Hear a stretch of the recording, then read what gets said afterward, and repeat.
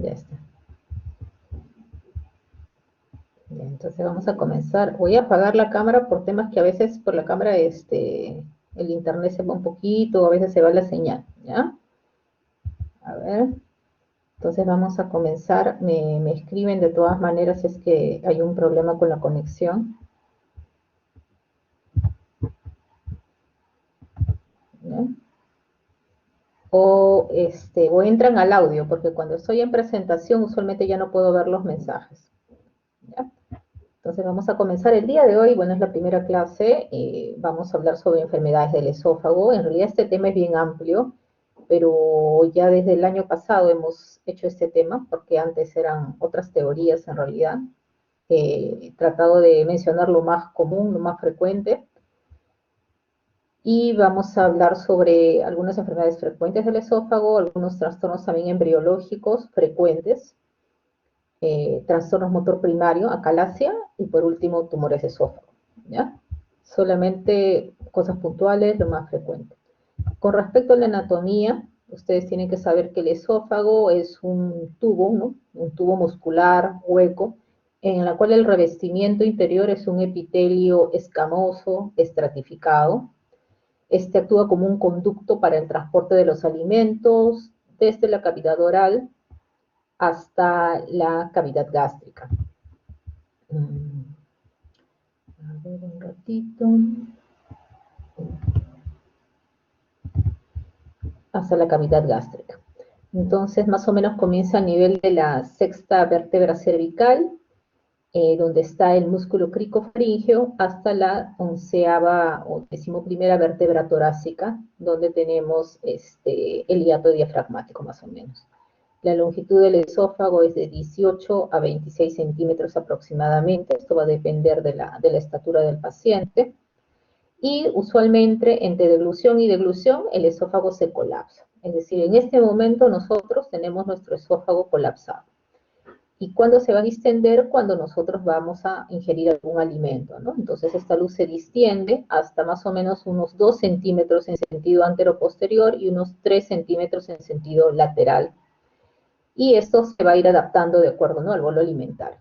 Importante saber que el esófago tiene 3 partes: el esófago cervical, aproximadamente unos 3 centímetros más o menos; el esófago torácico, que es la parte más grande, unos 16 centímetros de esófago torácico; y el esófago abdominal, que más o menos es unos 3 centímetros, más o menos a nivel de la clora diafragmática.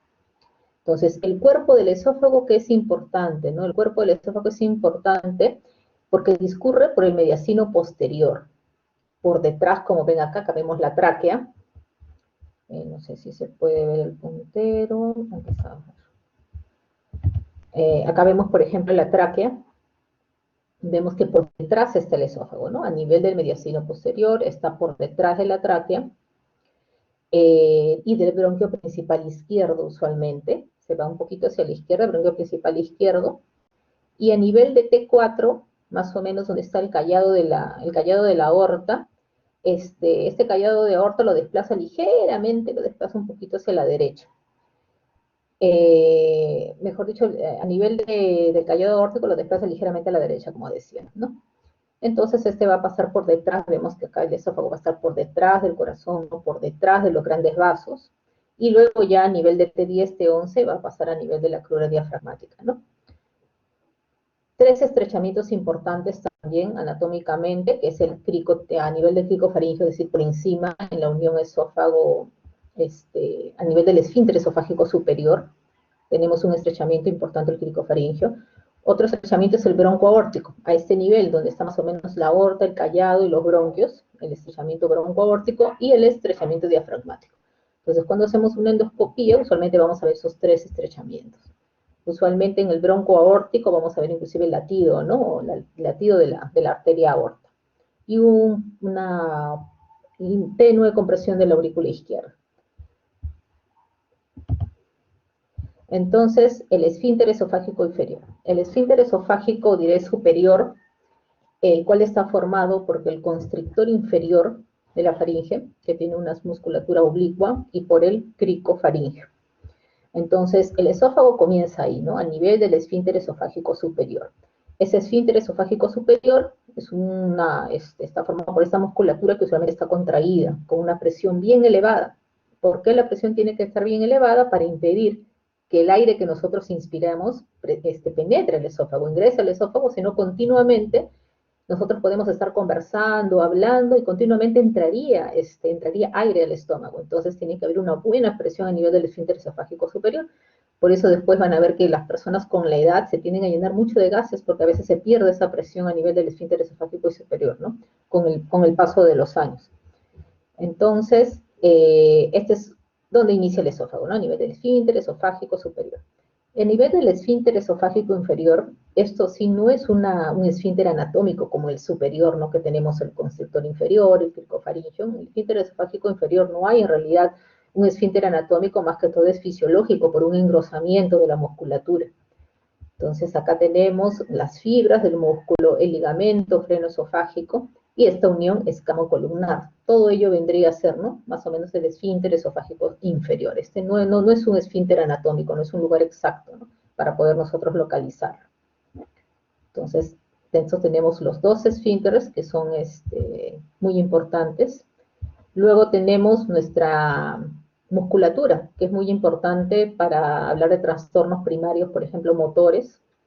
Vemos que aquí está el cartílago cricofaringio, y tenemos que saber que la musculatura del esófago, la parte superior, está conformada por músculo estriado, mientras que la parte inferior por músculo liso, involuntario. Y hay una zona pequeña que es la zona de transición, donde se mezclan ambas fibras, ¿no? Ambos tipos de fibras, las estriadas y las lisas, en esta zona de transición. Si nosotros hacemos más o menos un corte a este nivel, ¿no? A nivel del esfínter esofágico inferior, vamos a ver ahí nuestra unión esófago-gástrica, ¿no? Esta unión esófago-gástrica está conformada por nuestro esfínter esofágico inferior, por el diafragma y por la parte proximal o cardias gástrico, ¿no? Donde están los pliegues que comienzan, los pliegues del estómago, ¿no? Donde se inician los pliegues del estómago. Si nosotros hacemos un corte a este nivel, vamos a ver nuestras capas del esófago: mucosa, submucosa, muscular propia y la adventicia. El esófago no tiene serosa, y esto es muy importante porque al no tener serosa, los tumores malignos usualmente invaden rápidamente por no tener serosa. Entonces, pequeños tumores de esófago, a veces usualmente los diagnosticamos en estadios muy avanzados. Entonces, la mucosa está conformada, que vemos acá el lumen, la mucosa está conformada por el epitelio escamoso estratificado. Tenemos acá la musculares mucosal. Esta musculares mucosal divide, ¿no?, la mucosa de la submucosa. Y en la submucosa tenemos nuestro plexo submucoso. Luego la muscular propia, que está conformada por dos tipos de músculos: el músculo circular interno y el longitudinal externo, ¿no? Hemotecnia cile, ¿no? C-I-L-E, circular interno, longitudinal externo. Dentro de esos dos fajas o paquetes de músculos vemos al plexo mientérico. El plexo mientérico, que está entre los dos músculos, circular interno y longitudinal externo. Luego tenemos la adventicia y por último nuestro plexo esofágico, ¿ya? Entonces, esto es importante, tener en consideración las capas del esófago. La inervación va a estar dada sobre todo, tanto el esófago, el estómago, el intestino, todo el tubo gastrointestinal. La inervación va a venir sobre todo el sistema parasimpático, ¿no?, del nervio vago. Está inervado tanto por simpático y parasimpático, pero mucho más importante es el parasimpático. Entonces vemos que los cuerpos neuronales de este nervio vago vienen del núcleo motor dorsal o del núcleo ambiguo, de cualquiera de esos dos núcleos. ¿Cuál es importante para nosotros? Por ejemplo, que vamos a ver es este de acá, que es el núcleo motor dorsal. ¿Por qué? Porque del núcleo motor dorsal salen los cuerpos neuronales para el músculo liso, que van a inervar el músculo liso. Entonces vemos que salen aquí los cuerpos neuronales y ellos van a liberar acetilcolina, tanto en la célula excitatoria, que es la de aquí, que es la que libera acetilcolina ahí a la fibra muscular, y tanto para las neuronas inhibitorias, que liberan óxido nítrico y polipéptido intestinal vasoactivo. El equilibrio entre las dos, entre las excitatorias y las inhibitorias, va a hacer que el músculo liso funcione correctamente, ¿no? Alguna alteración a este nivel, entonces va a haber una alteración de la musculatura, alteración del peristaltismo, ¿no? Entonces, ya sabemos que tenemos nuestro núcleo motor dorsal del vago, de lo cual salen los cuerpos neuronales que van a liberar acetilcolina, nuestras neuronas excitatorias inhibitorias, que van a actuar a nivel del músculo liso, mientras que del núcleo en vivo salen los cuerpos neuronales para la inervación del músculo estriado, del músculo voluntario del que está a nivel del esófago superior, ¿no? Nosotros nos vamos a centrar más en el esófago inferior, sobre todo cuando veamos trastornos motores. La irrigación arterial es segmentaria. En la parte superior vamos a ver que viene de la arteria tiroidea inferior, de la parte media, las arterias esofágicas medias, las arterias intercostales, y en la parte inferior las arterias esofágicas inferiores y la rama esofágica de la arteria gástrica izquierda. Estos vasos, como ustedes acá ven, se va a anastomosar. Entre todos ellos van a dar pequeñas ramas y se anastomosan formando una red muy densa. En la submucosa van a estar estos vasos. Mientras que el drenaje venoso del esófago superior va hacia la vena cava superior, su drenaje. En el esófago medio discurre hacia la vena ácigos y en el esófago distal hacia la vena porta, ¿no? Son, como ven, es un amplio drenaje arterial y venoso de forma segmentaria. Con respecto al drenaje linfático es importante, sobre todo en tumoraciones. Recordar que hay una región cervical, una región torácica y una región abdominal.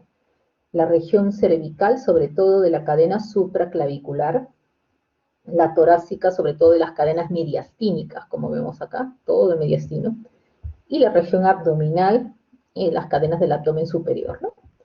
Importante en casos de tumoraciones. Con respecto a la embriología, vamos a ver solamente esta diapositiva. Importante que ustedes sepan que tanto el tubo gastrointestinal como la parte respiratoria, embriológicamente comienzan de un tubo común, parten de un tubo común.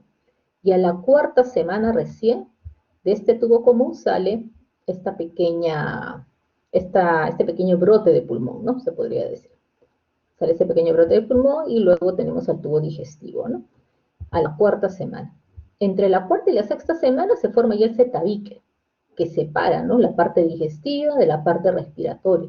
Este tabique traqueoesofágico, que es muy importante porque la alteración de ese tabique, como consecuencia de la alteración de ese tabique, se van a presentar la mayoría, las más frecuentes malformaciones congénitas, por alteración de la formación de este tabique traqueoesofágico.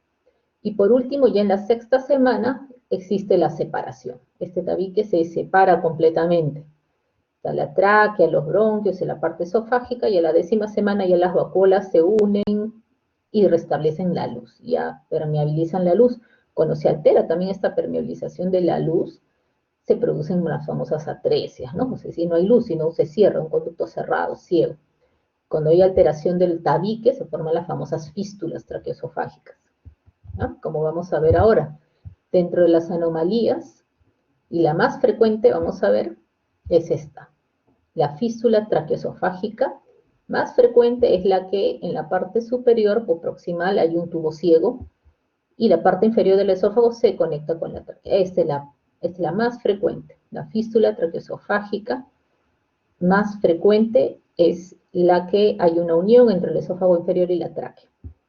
También puede haber atresia esofágica, como en este caso, o sea, no hay una comunicación. El paciente, el pequeño bebé, no puede consumir sus alimentos, ¿no? Si ustedes tratan de hacer una unidad clínica, más o menos se imaginan qué síntomas tendrían estos niñitos, ¿no? Durante la gestación, por ejemplo, estos fetitos usualmente tienen polidramios. ¿Por qué? Porque no pueden ingerir el líquido amniótico. Entonces, usualmente en gestantes con polidramios, que tienen hijitos con bastante líquido, es porque no pueden ingerir líquido amniótico y posiblemente tenga una atresia esofágica, ¿no? Que puede ser de este tipo, la atresia esofágica puede ser también de este. Mientras que en los otros tipos sí hay ingestión, ¿no? El paciente puede ingerir, pero acá usualmente va a tener continuas aspiraciones porque hay contacto con la parte respiratoria, igual que acá, ¿no? Y en la E, por ejemplo, tendrá un abdomen escafoideo, igual que en la parte de aquí, en el A, porque no ingresa nada de aire, entonces no ingresa nada de aire, no ingresa nada de comida, entonces el paciente tiene un abdomen escafoideo, así, ¿no? Totalmente hundido, ¿no? Podría decir. Entonces, ¿cómo se hace el diagnóstico en estos casos? Con una radiografía de tórax. Y el tratamiento es quirúrgico, ¿no? Ahí no hay ninguna otra opción de tratamiento. Entonces, estos de tratamiento médico, ¿no? Es quirúrgico. Entonces, estos bebitos que presentan al nacimiento, regurgitación, ¿no? El paciente tiene atresia, está cerrado el canal del esófago, entonces va a ingerir su leche y lo va a vomitar. Lo va a regresar, va a tener hipersalivación, el abdomen planito y puede tener cuadros de asfixia, de tos persistente, ¿no? Porque no puede ingerir sus alimentos. Entonces puede tener neumonías a repetición, ¿no? Un bebé con neumonía a repetición, sobre todo de este tipo, ¿no? Si hay una atresia de este tipo, ¿no? Porque si es la primera, uno se da cuenta, el diagnóstico va a ser muy temprano porque no va a ingerir ningún tipo de alimento ese bebé, ¿no? Porque no ingresa ningún tipo de alimento al estómago, ¿no? Pero mientras que los otros tipos, el C, el D, son las neumonías aspirativas a repetición. Anomalías vasculares, esta es una anomalía rara, alguna vez la he visto en un par de pacientes, y es cuando esta arteria subclavia derecha, sale una arteria subclavia derecha aberrante, que va por detrás del esófago y lo comprime, como ven acá en la radiografía, ¿no? Esto negrito que ustedes ven acá, que sería una radiolucidez, esta radiolucidez, esto oscurito, radioopacidad es cuando está clarito, ¿no? La radiolucidez cuando está oscurito es la arteria que está pasando por detrás del esófago. La mayoría de veces esta arteria lusoria que se le llama, esta arteria aberrante pasa por detrás, en un 20% pasa por delante. Y en la edad temprana los pacientes tienen dificultad para ingerir sus alimentos y dificultad respiratoria porque en la edad temprana, como esto es puro cartílago, la tráquea, un cartílago bien membranoso, ¿no? Entonces esta arteria lo comprime y el paciente tiene dificultad para comer y dificultad para respirar. Si se manifestara en la edad adulta, más que todo es dificultad para ingerir los alimentos. Esa es una radiografía contrastada con bario, ¿no? Ese es el esófago y se ve que hay una dificultad para pasar el bario por el esófago. Otra anomalía, los anillos esofágicos, anillos tipo A, anillos tipo B, el más frecuente es el B, o anillo de Chasky, que se presenta a nivel del esófago inferior. Como ven acá en la endoscopía, es un anillito anular, o sea, compromete toda la circunferencia del esófago. Usualmente están relacionados a una hernia hiatal, por eso se dice que los anillos se relacionan a enfermedad por reflujo, ¿no? Porque las pacientes con hernia hiatal presentan constante reflujo. Aunque no se ha corroborado la relación en estudios, esta correlación. Y muchos de ellos son asintomáticos, no son hallazgos casuales, el paciente puede ingerir los alimentos normales. En algunos casos presentan síntomas, sobre todo cuando la estenosis es menos de 13 milímetros. O sea, no, ya saben que el esófago, el diámetro es de 2 a 3 centímetros. Pero cuando la estenosis ya cierra el esófago a menos de 13 milímetros, recién produce síntomas. Una disfagia de forma intermitente, no es progresiva, intermitente. Y el tratamiento en esos casos es la dilatación. Después vamos a ver una fotografía de cómo más o menos cómo se hace una dilatación. Entonces se dilata de tal manera que se pasan por la boquita unos tubitos flexibles a través de una guía y se rompe este anillo, ¿no? Para que el paciente pueda comer normal. Las membranas esofágicas, a diferencia de los anillos, no son anulares, o sea, no son todo el anillo del esófago, sino son semiluna, ¿no? En semiluna y usualmente en esófago superior, como ven acá en la radiografía con bario. Entonces se pueden formar uno o más membranas finitas, horizontales, en la parte superior, a diferencia de los anillos que son inferiores, ¿no? Estos no circunscriben toda la luz, son parciales, ¿no? En semiluna, y el tratamiento también es dilatación esofágica. Un síndrome importante que ustedes tienen que saber es este síndrome de Plameno-Binson, pacientes con membrana esofágica que tienen anemia ferropénica, glositis, también inflamación de la lengua aparte, coilonitis, ¿no? Esta triada más la membrana forma el síndrome de Plummer-Binson, ¿no? Que se dice que si el paciente recibe su nutrición, su suplemento de fierro, las membranas pueden desaparecer o no volverse a formar. ¿Ya? Síndrome de Plummer-Binson. Los divertículos. Estos son los divertículos esofágicos, ¿no? Por ejemplo, este que es el más conocido. Les traje acá la fotografía, el de Zenker.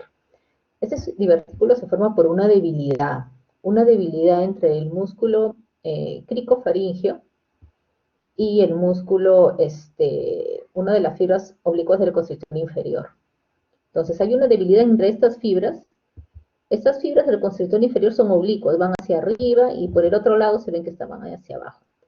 Y el crico es transversal, entonces forman como un anillo, un triángulo, el triángulo de Killian. Este triángulo es un triángulo donde hay debilidad, ¿no? Un paciente que tiene algún problema motor o que hay mucha presión a nivel de esa zona del esfínter esofágico superior, si hay mucha presión y el paciente no tiene unas fibras bien elásticas, entonces se va a debilitar y va a salir este divertículo. ¿Y cuál creen que son los síntomas? Regurgitación, porque la comida se va a meter al divertículo, va a regurgitar la comida luego, halitosis, mal olor, es típico la halitosis, el mal aliento en los pacientes con divertículos de Schenck. Y como ven en la radiografía, el divertículo está en la parte posterior, ¿no? Aquí está la columna posterior. Estos son los por pulsión, ¿no? El tratamiento es septotomía endoscópica, es decir, el tratamiento se hace por endoscopia en la actualidad, ¿no? Antes solamente había la opción de cirugía. ¿Y cuál es el tratamiento? Se corta el tabique. Se corta este tabique, entonces el paciente puede comer mejor. Los epifrénicos o mixtos que se forman en la parte distal suelen asociarse a trastornos motores y los tracción, que están en la parte media. En Perú, por ejemplo, es importante o es frecuente a veces estos divertículos por tracción en el esófago medio en pacientes post-tuberculosis. Por la misma curación, sobre todo si la tuberculosis ha sido muy agresiva, el proceso inflamatorio, entonces se retrae parte del esófago y se pueden formar por tracción divertículos esofágicos en la parte media, post-tratamiento de tuberculosis. ¿Ya? Los trastornos motores que le decía, es la segunda parte, la parte de trastornos motores. Hay varios tipos de trastornos motores. Primario, el más frecuente, la calasia, que es el único que vamos a tocar, que es el que ustedes tienen que saber, no es tan frecuente. En el Rebagliati quizás es frecuente para nosotros porque es un hospital de referencia, entonces vemos bastante calasia, no tenemos, casi todas las semanas hay tratamiento de calasia programado en el hospital. Entonces, ¿qué significa calasia? Viene de esta palabrita, calasis, asin, imposibilidad de relajarse. Entonces, significa calasis cuando hay una ausencia de la relajación, ¿ya? No es que haya una estenosis, no es que se cierre, sino que hay una ausencia de relajación del esfínter esofágico inferior. Es un trastorno motor primario de causa desconocida. Entonces, consiste en la incapacidad del esfínter esofágico inferior para relajarse.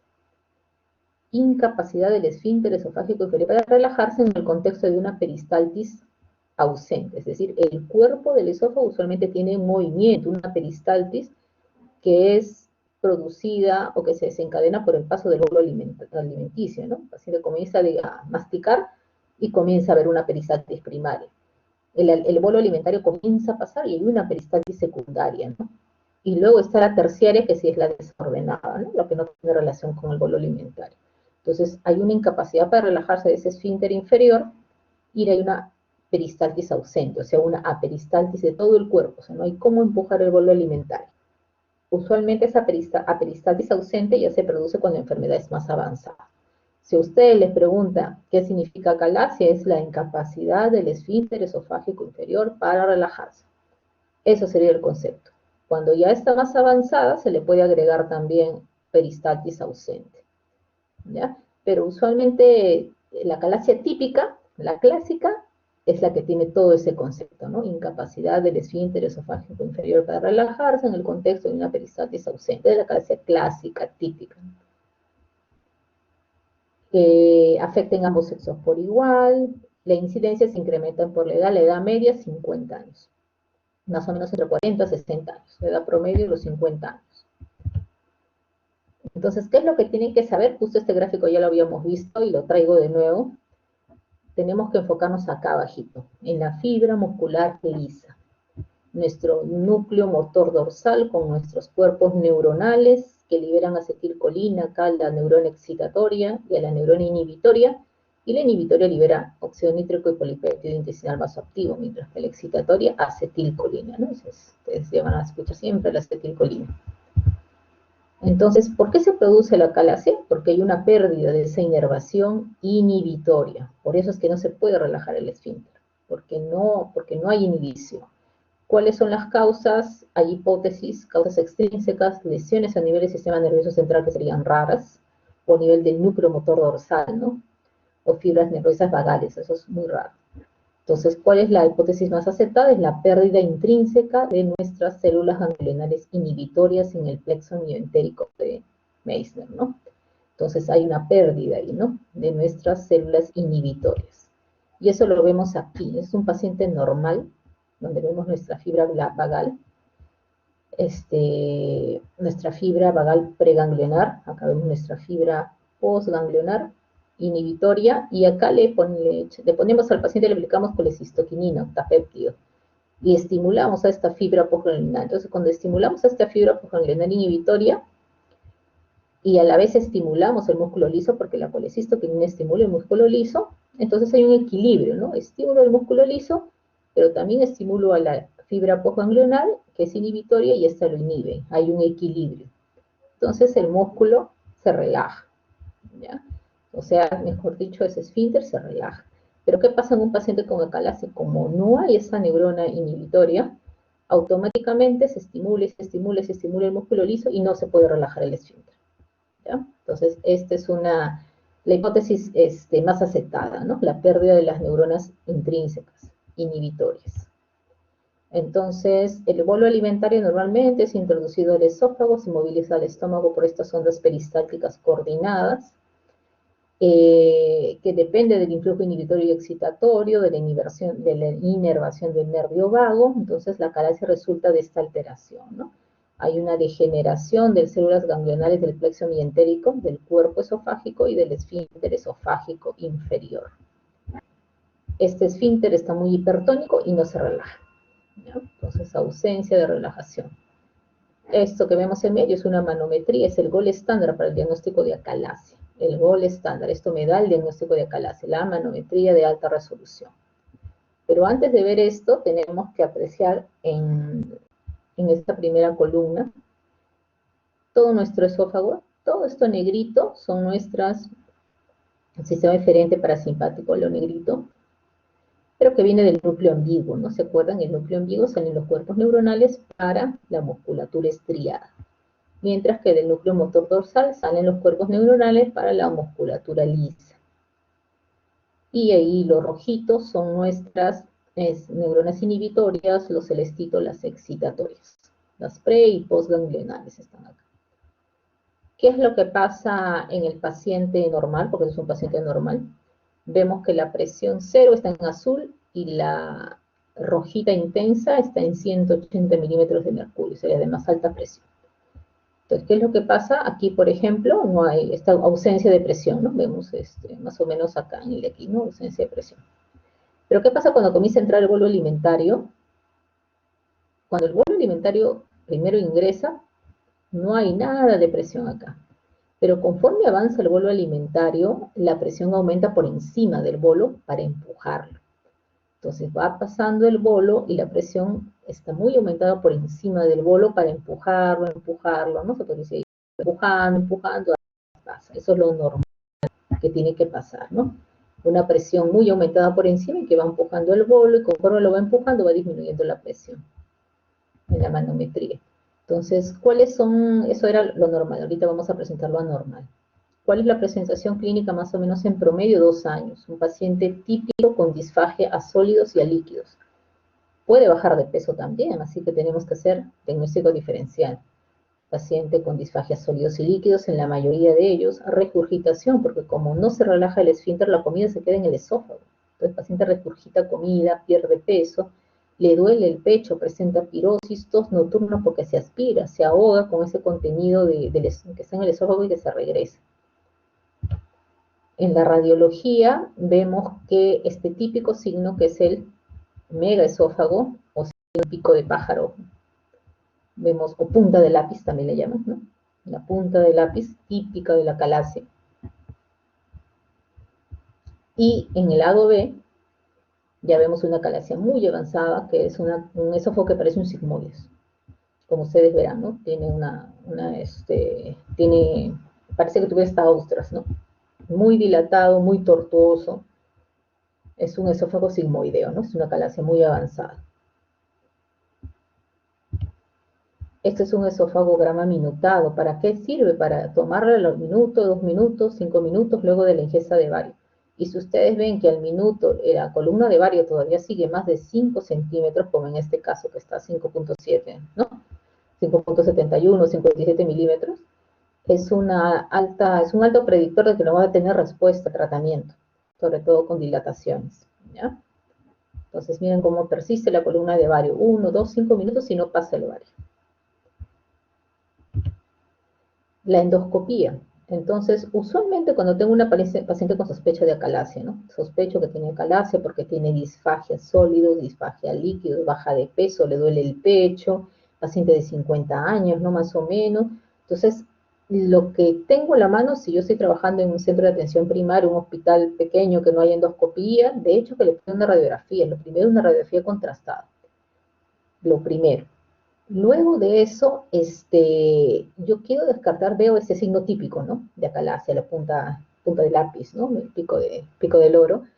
Veo ese signo típico y pues en mi paso siguiente, una endoscopía, porque yo tengo que descartar que esto no sea una pseudoacalasia.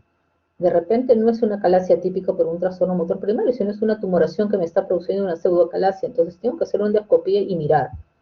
Entonces veo acá, por ejemplo, el esófago, la luz del esófago un poco dilatada con contenido salival, ¿no?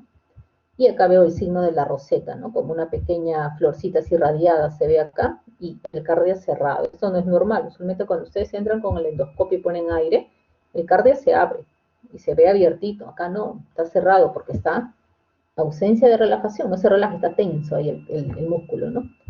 No se relaja, entonces yo con el endoscopio voy a poder pasarlo, empujo y venzo esa resistencia y lo paso. A diferencia del cáncer, que si es cáncer esto, no se va a mover, no se va a abrir ni el endoscopio va a pasar, ¿no? Está totalmente cerrado. Entonces, en todo paciente con disfagia hay que hacer una endoscopía para descartar cáncer. Entonces, usualmente en la endoscopía me encuentro con un cuerpo de esófago dilatado, que no se mueve, totalmente paralizado, ¿no? O me encuentro con esofagitis, es decir, inflamación de todo el esófago porque la comida está retenida ahí en el esófago, ¿no? Y el cardias no se abre. Esa es la manometría que les decía. Entonces, la que está acá en la columna izquierda es una manometría de acalasia. Todo aperistáltico, ¿no? Está en azulito o verdecito, que son las presiones más bajas, no se mueve, el bolo pasa y no se mueve. Solamente está la presión del esfínter esofágico superior que vemos arriba, en rojito, ¿no? Y abajo nada, no se mueve. Intenta pasar el bolo y nada, ¿ya? Entonces, y acá un poco amarillito, rojito, ¿no? Por la presión, por lo que no se está relajando. Y la derecha es una peristaltis normal, ¿no? Entonces ya ustedes pueden ver ahí, ¿no? Que no hay relajación, hay una relajación incompleta. Hay otros hallazgos más, ¿no? Pero lo importante para ustedes es la relajación incompleta del esfínter esofágico inferior. ¿Ya? En el cuerpo esofágico la presión puede estar aumentada, como también puede estar disminuida. O sea, si es una acalasia de reciente inicio, la presión todavía va a estar aumentada. ¿Por qué? Porque el cuerpo del esófago va a tratar de empujar el bolo alimentario y va a aumentar su presión para empujarlo, ¿no? Al inicio, pero después ya no, va a estar atónico ese esófago, ¿ya? ¿Cuáles son las complicaciones? Esofagitis, ya les dije que la comida está retenida, se inflama el esófago. Aspiración, esa comida retenida, me echo de repente como, me echo a la cama, y se me regresa y me aspiro y se van mis pulmones. Y tiene riesgo de cáncer de esófago, de 2 al 7%. ¿Ya? Cáncer, carcinoma de esofágico, hay que hacer seguimiento. ¿Cuál es el tratamiento?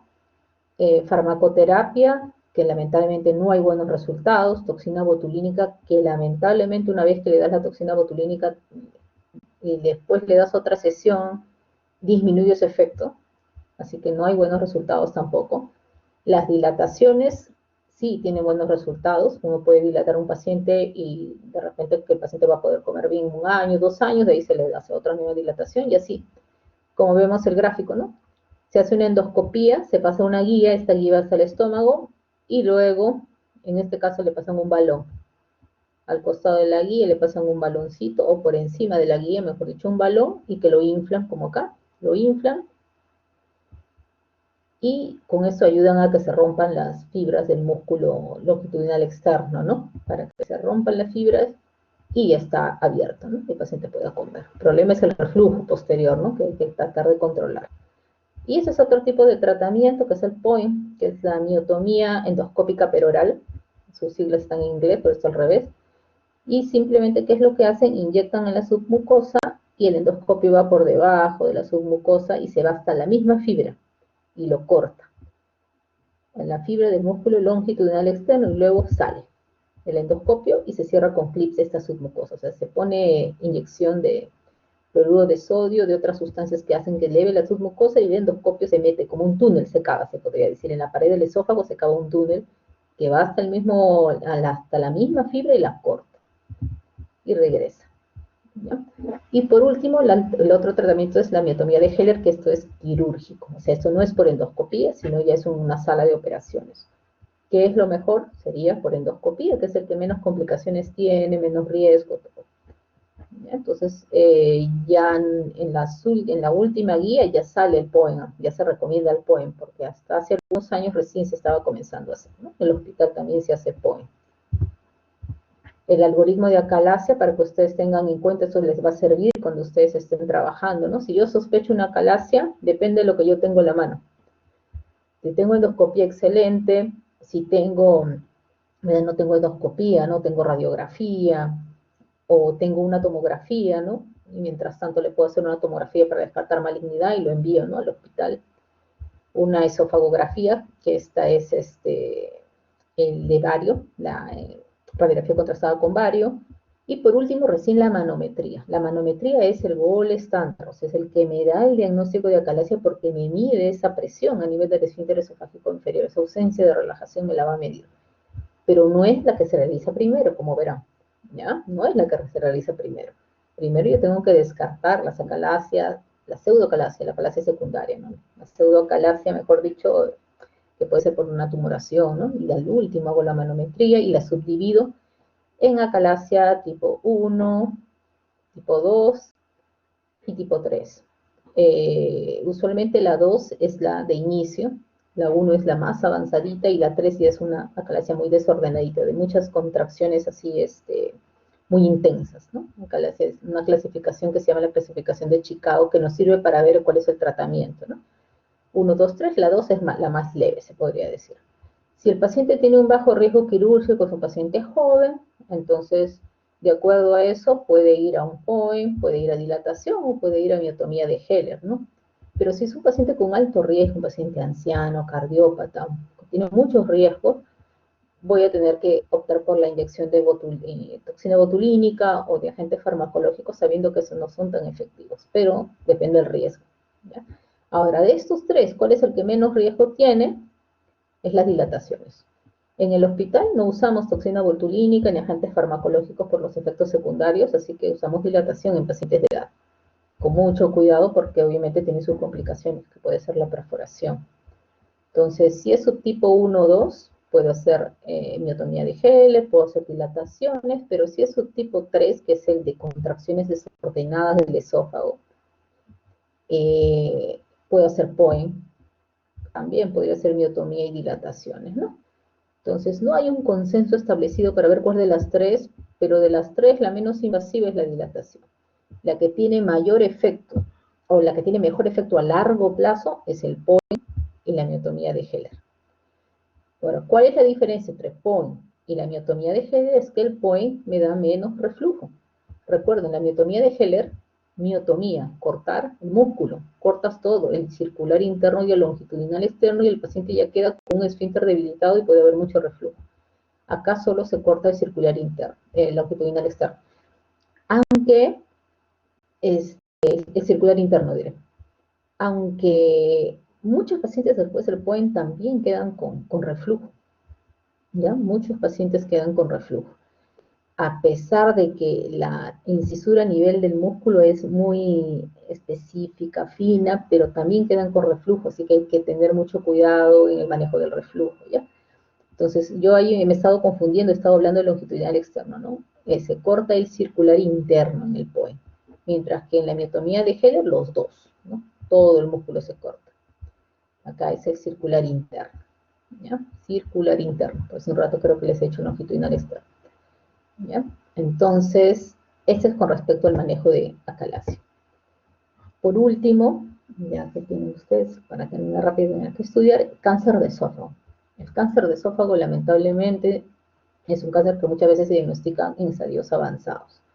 Ustedes tienen que saber que hay dos tipos, los epiteliales, que son los más frecuentes. El carcinoma epidermoide o el carcinoma escamoso, van a escuchar, epidermoide o escamoso, que es lo mismo, y el adenocarcinoma. Y los no epiteliales, que ahora último veo, hemos visto algunos en el piso, pero no son los más frecuentes, linfoma, sarcoma y los metastásicos, ¿no? A veces entramos, vemos un cáncer de esófago, pero que era metástasis de otro lado. ¿De qué zonas es frecuente? Es frecuente que metastaticen hasta el esófago, es el melanoma, el cáncer de mama, hacen invasión hacia esófago. Entonces, vemos en el tiempo que el escamoso se ha mantenido estable en su incidencia, pero en lo que respecta al adenocarcinoma, hay un aumento del 500% en los últimos 40 años, ¿no? Antes decíamos, el escamoso es un cáncer de esófago de la gente pobre, de los países subdesarrollados, ¿no? Y el adenocarcinoma de los países desarrollados, de Europa, Estados Unidos, pero no, ahora los estamos igualando, ya tenemos más casos, o aumento del 500% en los últimos 40 años de cáncer de esófago de tipo adenocarcinoma. Ahora, si este es en Perú, la Globocam, ¿no? Ustedes ven, por ejemplo, acá en la Globocam, que nuestro mayor casos en el 2018 es esto. La última Globocam es del 2018, ¿ya? Que es una fuente estadística internacional. Próstata, y vamos a la cabeza, de ahí está mama, estómago, colon recto, cuello uterino. Miren, el cuello uterino cómo está disminuyendo, ¿no? Entonces, y otros, el esófago está en otros, ¿no? Entonces, por acá desglosamos incidencia y vemos que está bien abajito, no sé en qué número estará, pero son 20 y tantos, pero 25. Entonces vemos que está bien abajo, ¿ya? Cáncer de esófago. Pero más frecuente es próstata, ¿no? En mujeres, mama, ¿ya? Entonces, el epidermoide, sobre todo, se localiza en la parte media, en esófago medio, el epidermoide. Y el adenocarcinoma, como su nombre lo dice, adeno, glándulas, viene de la parte inferior, ¿no? Del tercio inferior. El adenocarcinoma es sobre todo del tercio inferior. El epidermoide arriba, tercio medio.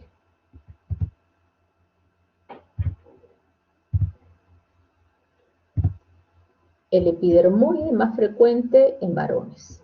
Pacientes de edad, sexta década, usualmente se relaciona un estatus socioeconómico bajo, y había una zona que es la del cinturón del cáncer esofágico del Asia Central. Es una población entre China e Irán que tiene muchos casos de cáncer esofágico y donde más estudios se han hecho. O sea, tiene una gran variabilidad geográfica, el carcinoma de tipo epidermoide.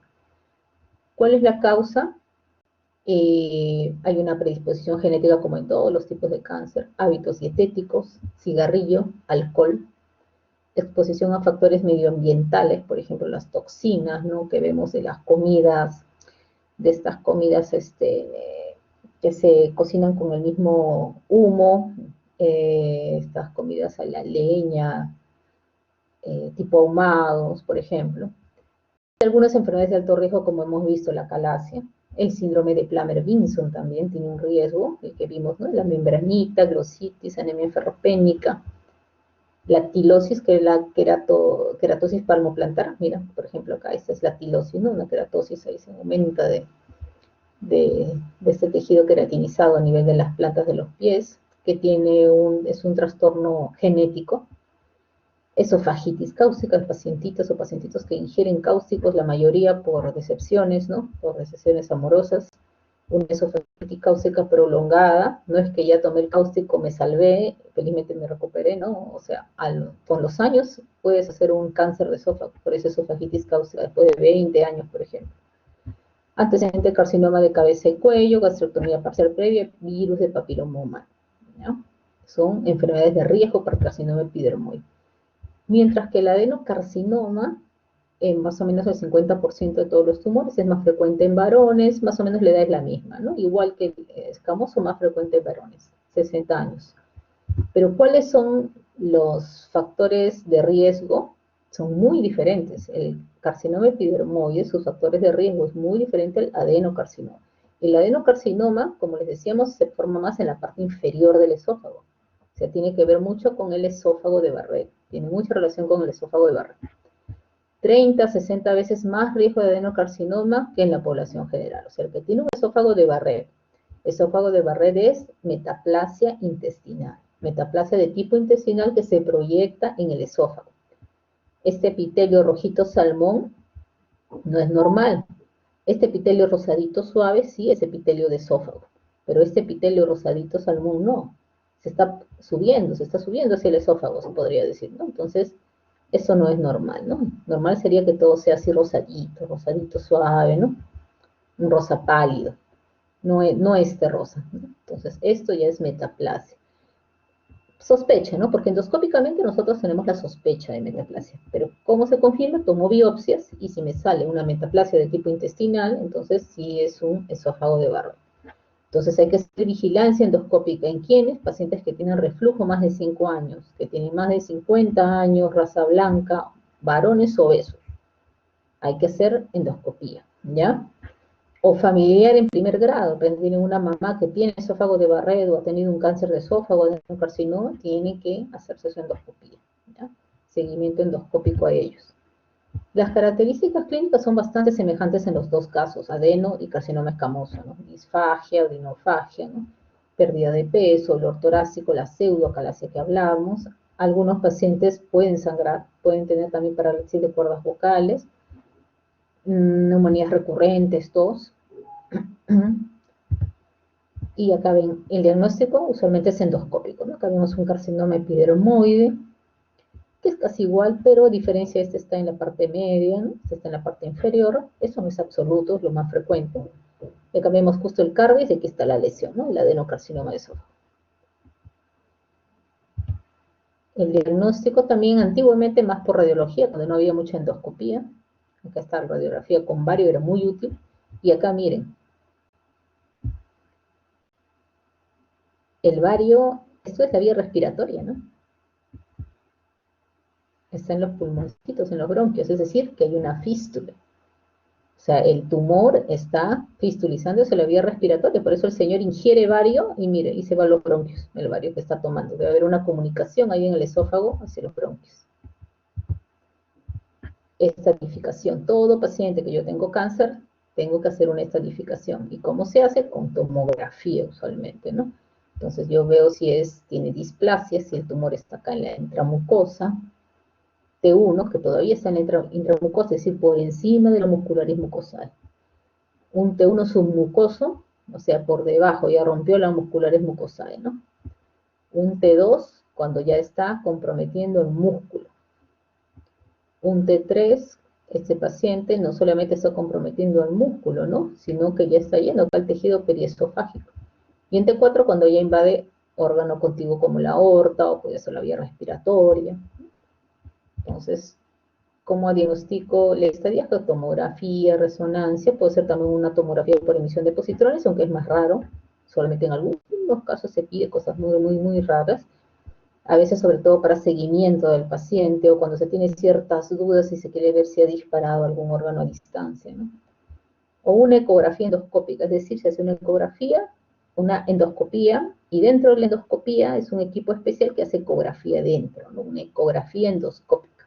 Dentro del mismo endoscopio hay un pequeño transductor que hace ecografía, que es bien exacto sobre todo para ver cáncer temprano, ¿no? De repente yo hago una endoscopía de chequeo y veo una lesión, pero muy pequeña, y quiero saber si ya comprometió la muscularis mucosae o si invade la submucosa, entonces hago esta ecografía endoscópica y veo, ¿no? Si ya invadió o no la submucosa. El tratamiento puede ser endoscópico, si es muy pequeño, se hace una resección endoscópica, que es bien raro encontrarlos en pequeño. Cirugía, terapia, quimioterapia. Entonces, si yo tengo una sospecha de tumoración, hago una endoscopía, veo la tumoración, hago mi tomografía para estadiar, o mi PET scan, ¿no? O sea, mi tomografía por emisión de positrones. Y lo estadifico, ¿no? Si es una enfermedad precoz, si es una enfermedad localmente avanzada, o sea, un T3 o más, o es un paciente ya con metástasis, ¿no? Si lamentablemente encuentro otro órgano comprometido, solamente tratamiento paliativo. Pero de repente me encuentro con un paciente que tiene una enfermedad precoz, ¿no? O sea, un T2 o menos. Entonces le hago una ecoendoscopía y en esta ecoendoscopía veo la profundidad.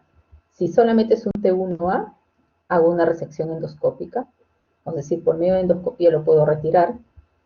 Y si el paciente es un T1B, es decir, ya es un tumor intramucoso, es un tumor todavía intramucoso, ¿no? Pero que está ya comprometiendo, ¿no? Y la muscular es mucosa, el paciente ya tendría que ir a cirugía, un T2 también a cirugía. Si es un paciente que tiene un T3 a más, quimio, radioterapia. O sea, si el paciente ya tiene T3, ¿no? Recuerden, que vamos a ver, para que ustedes vean el gráfico, por eso es importante ese de acá, ¿no? T3, ¿no? El T1 es el intramucoso, ¿no? Este es el que está, el T1 pequeñito A, el T1, diré el T1A, que es el intramucoso, y el T1B, que es el submucoso.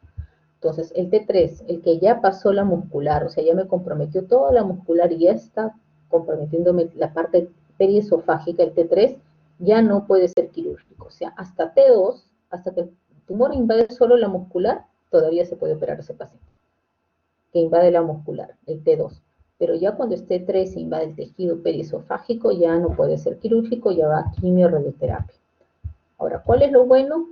Que a veces hay quimioterapias curativas. El paciente de repente este 3 se va a quimio-radio, se le vuelve a hacer control y después no encuentran la enfermedad. Entonces puede ir a una quimio-radioterapia definitiva, ¿no? Entonces se hace un tratamiento con quimio-radio aquí y después se reevalúa.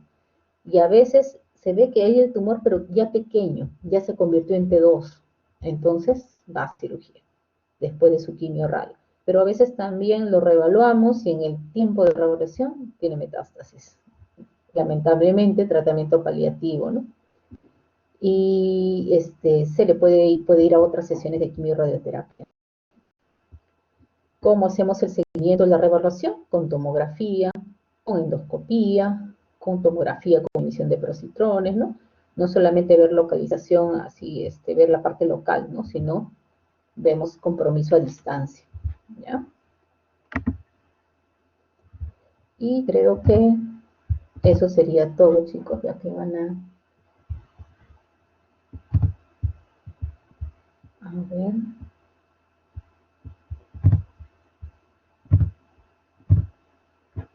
A ver un ratito. Uy, de lo que había 6, ahora hay 66. A ver, ahora sí, de nuevo el video. A ver.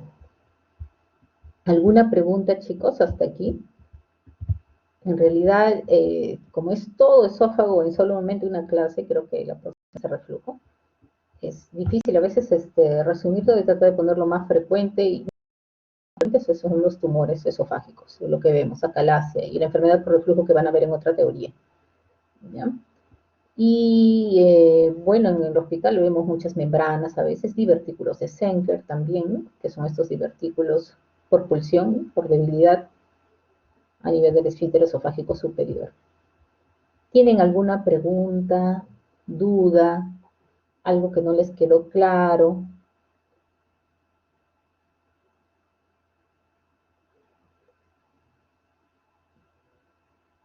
Yo creo que lo más importante es ver los algoritmos, el algoritmo que les presenté, por ejemplo, de acalasia, ¿no? Ver el manejo. Ustedes recuerdan, ustedes no van a hacer manometría, por ejemplo, ¿no? Y no todos hacen manometría de gastro. Seguramente en mi hospital hay un grupo de doctoras, 3 doctoras que hacen manometría, otros se han dedicado a otras áreas, vía biliar, páncreas, y o la parte de cáncer, ¿no? Entonces, ustedes ya van a ver que dentro de su especialidad también hay subespecialidades, o hígado, ¿no? Entonces son pequeñas subespecialidades, ¿no? Ustedes no van a hacer manometría, pero lo importante en el caso de ustedes es ver sus síntomas, ¿no? Hemos visto que cuál es el común denominador de síntomas, disfagia o dinofagia, tanto en la calasia y en el cáncer, en las membranas, en los anillos, ¿no? Disfagia. Entonces, disfagia de reciente inicio, disfagia de larga data, esas sólidos líquidos, o primero fue líquidos, o sea, es progresiva o no, o de repente apareció de frente, ¿Cuál es lo típico de la calasia? Que aparezca la disfagia sólidos a líquidos junto, ¿ya? Eso es lo típico, que aparezca junto en la calasia. ¿Por qué? Porque es una dificultad en la relajación. Entonces, como ese esfínter no se relaja, entonces no va a pasar ni agua ni sólidos, ¿no? Va a tener dificultad para los dos. Mientras que cuando es un cáncer, ¿qué pasa? Primero es pequeño, luego el cáncer va invadiendo poco a poco, entonces el paciente primero tiene dificultad para los sólidos, ¿no? Dificultad para pasar el sólido, ¿no? Él tiene que masticar más la carne y después se hace un poco más dificultoso masticar más y poco a poco hasta que no puede pasar agua, ¿no? Entonces es más progresivo, ¿no? En el cáncer es un poco más progresivo. En la calasia solamente es a los dos. Luego tienen que diferenciar si es una disfagia alta, o sea, una orofaringia, al momento de la deglución, es decir, cuando yo voy a iniciar mi deglución, de una disfagia tipo esofágica, es decir, que yo degluto, pero una vez que he deglutido, siento un dolor de pecho, una dificultad para pasar, ¿no?